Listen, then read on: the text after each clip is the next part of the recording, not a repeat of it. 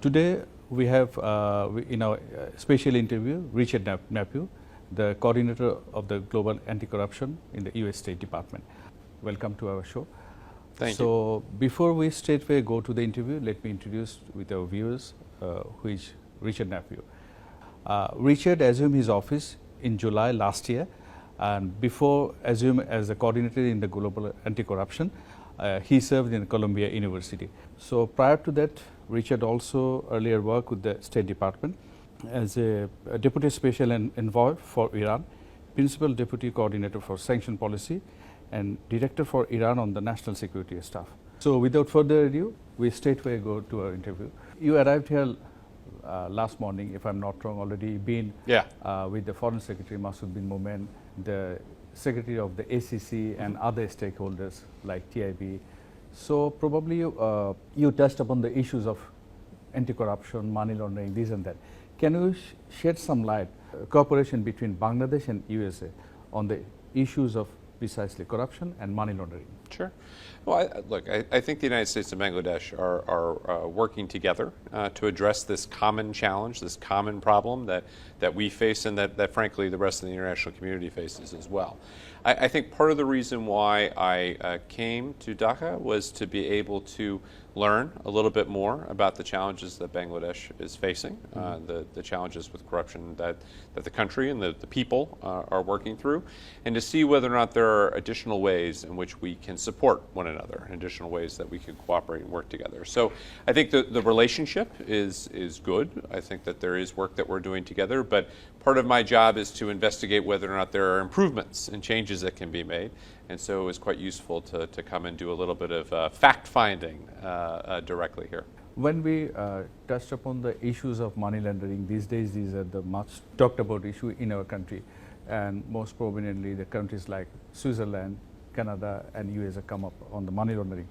When talking to reporters, the ACC Secretary yesterday mentioned that you touched upon the issues of money laundering and the new ways of or path to curb this sort of criminal activities, because we know the money laundering at the end of the day put a huge scars on the society. It's a terror finance, either criminal activities or human trafficking. So can you precise on these particular issues, what are the new mechanism or paths that you touched upon during your visit these times in Bangladesh?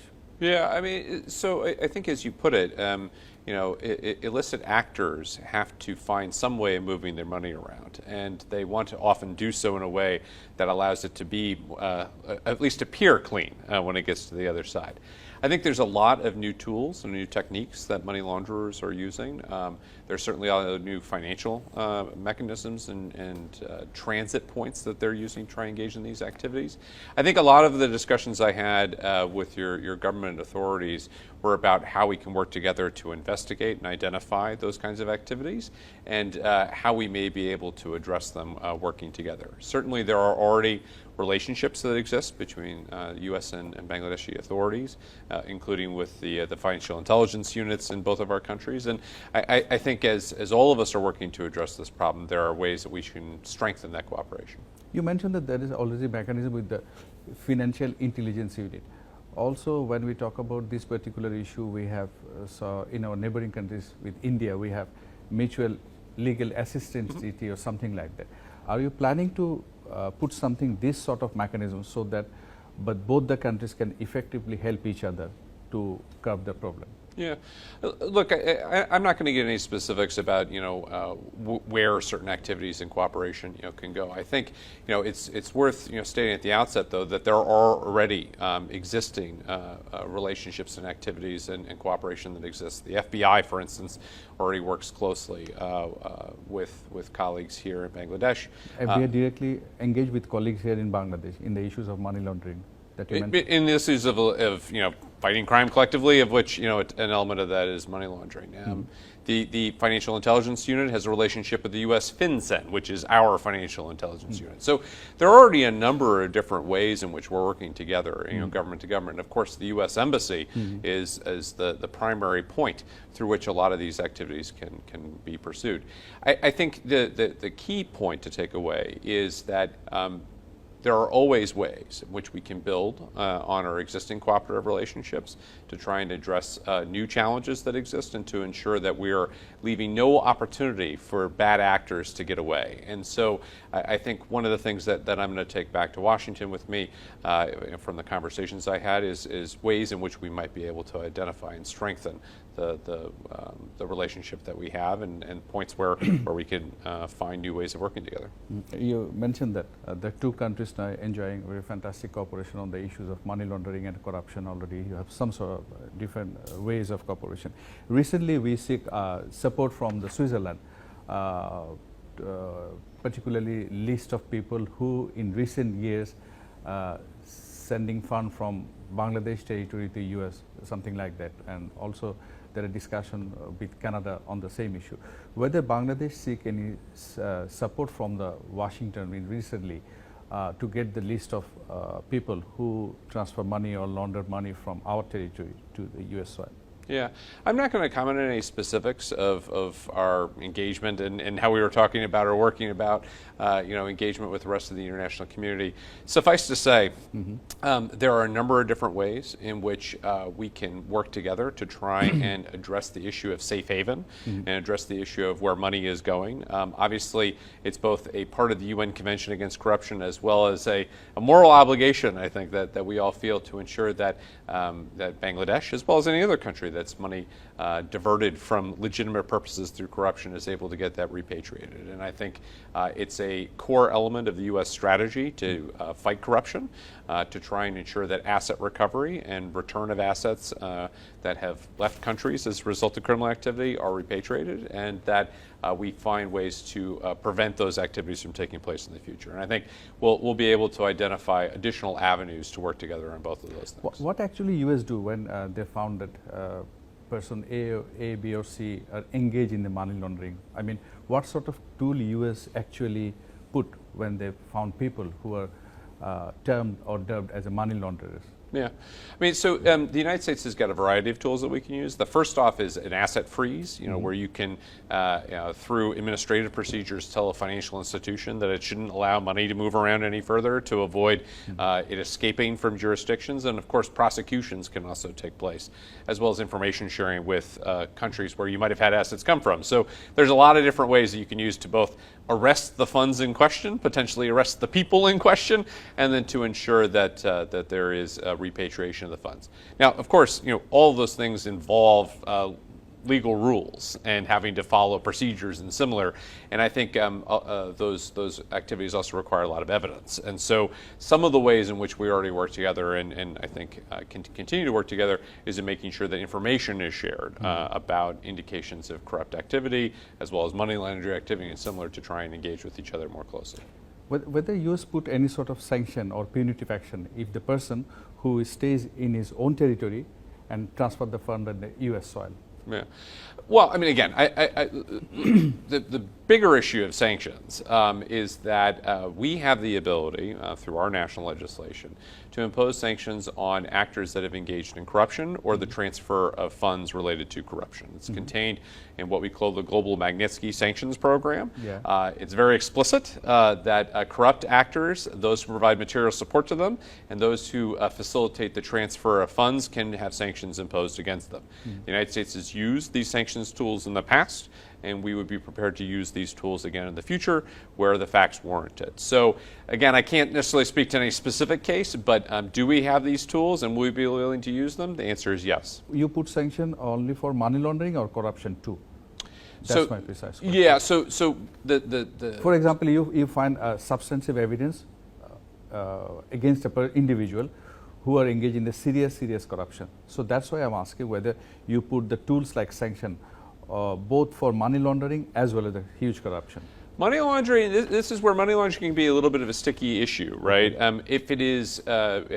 If money laundering is undertaken facilitating corrupt activity or the transfer of corrupt funds, then money laundering would fall within that sanctions program. Other sanctions programs may also involve being able to target those who are engaged in money laundering. But for that, I think you'd want to be able to have a more concrete discussion with some of our officials who are currently responsible for sanctions tools. Okay. When the issue of sanction come up, people from this part of the world feel that it could be used as a political tool or something like that. Since you were serving in the OFAC earlier, can you shed some light how the sanction issue evolved, or how you put a particular institution or individual in the sanction list? It's very clear, and I say at the outset, we do not use our sanctions tools for political purposes. So we do not identify individuals with one political party and decide to impose sanctions against them. Our sanctions programs are all conduct-based. So if we have found that anyone has involved in significant corruption, we then have the sanctions tools that are necessary to impose consequences on them, including asset freezes and visa restrictions. So from that standpoint, while there may be a sense that there is a political element to it, the reason why sanctions are imposed is because of bad conduct, because of illicit conduct, and to try and avoid that conduct from threatening U.S. national security, and to avoid the risks that could come from these bad actors getting away with things. You asked the question, could sanctions be imposed overnight? We do not describe and discuss in advance the use of these sanctions tools that we have, in part because to do so would give individuals an opportunity to escape and to evade the impact of sanctions. And so when a decision is made that sanctionable conduct has taken place, the U.S. will act, and will act when it believes that evidence is sufficient. How much time it usually requires to make a conclusive decision on the sanction? Yeah. It will take 3 months, 6 months or so, something like that. As you mentioned, you will decide on the substantial evidence on putting place any sanction or any sort of restrictive actions. Yeah. So, sanctions investigations can take a long time because they are part of a rule of law mechanism. So they have to be based on evidence. They have to be able to be supported and defended in court. So from that standpoint, we don't do them overnight from the standpoint of today we decided we were going to impose sanctions and tomorrow we'll do so. There's always evidence. There's always rules and procedures that are followed. But really it depends a lot on the cases in question. In some cases the evidence is very clear, it's very concrete, it's very direct, and so investigations can be accomplished very quickly. In other cases it takes more time. But the process starts and stops with evidence being gathered, information being gathered to support a sanctions decision, and then for the actions to be imposed as a consequence. My last question. There is a perception, section of people in Bangladesh feel that corrupted people put their money or pass their money from Bangladesh to US, and countries like US, Canada are the safe haven for money laundering. And though you raise voice on the corruption and other things, you still allow them. So what is your views on this? So the United States is very clear that we, like other countries, still have work to do to address the issues of corruption in our country. And that includes the risk that assets could come from other countries into the United States. If you read the U.S. strategy on countering corruption, it's very clear that one of our priorities is denying safe haven. That's not just denying safe haven outside in the rest of the world, but also denying safe haven inside the United States. So there are a number of different regulatory steps that are being undertaken now under existing law, as well as new pieces of legislation that could be passed to try and address the gaps that might exist in our regulatory framework. And that's to avoid precisely this kind of problem. And let me say in this part as well, I think one of the main things that we are very clear on is we're willing to be criticized when it comes to issues of fighting corruption, because we know that we're not perfect, and we know that we've got challenges too. And we think that's why it's important that investigative journalists, civil society actors, and others need to not only have the right to point out where we have issues and flaws and things that could be fixed, but actually, frankly, a responsibility to identify those problems so that we can work on them together. So we think it's incredibly important that governments embrace and support civil society actors, journalists, and others, even when they're asking tough questions, because that's the only way we can fix our common problem, that of corruption, and try and fight it more effectively. So, to me, I think there will always be, a desire to ask those tough questions, to get tough answers as a result, and then work together to try and improve and address the systems that we have to fight corruption together. So thank you, Richard, for giving us your time. Do you have a hectic schedule? Once again, we hope to see you. Thank you very much. Thank you. So dear viewers, with this we are end of the interview, and hope to see you again with another new guest. Thank you.